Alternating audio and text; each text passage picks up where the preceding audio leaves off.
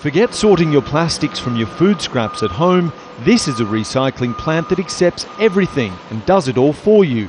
The BR plant in Sharjah has been operational for 3 months and is now big enough to handle 1 million tonnes of waste every year.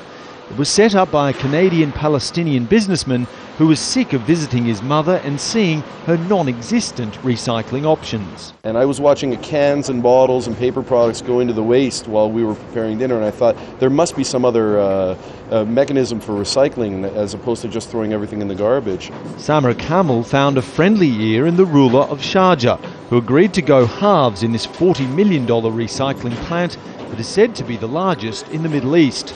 Hundreds of workers are each paid around $700 per month to sort all the different kinds of plastic bottles by hand, along with cans, cardboard and plastic shopping bags that are then bundled up and sold on for reuse. Each person in the United Arab Emirates generates more than 700 kilograms of household waste per year, more than double the amount of many European countries.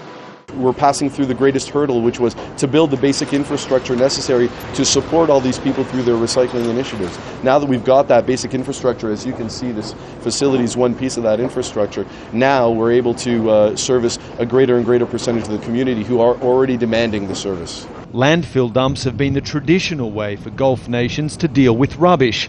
This one in Sharjah holds an estimated 8 million tyres that are also now destined for a second life. The BR plant shreds them before they're cryogenically frozen and then smashed into tiny pieces, allowing the steel and fibres to be separated from the rubber, which can be reused in a variety of products. This is what all those old tyres become, rubber tiles for use in children's playgrounds and gymnasiums.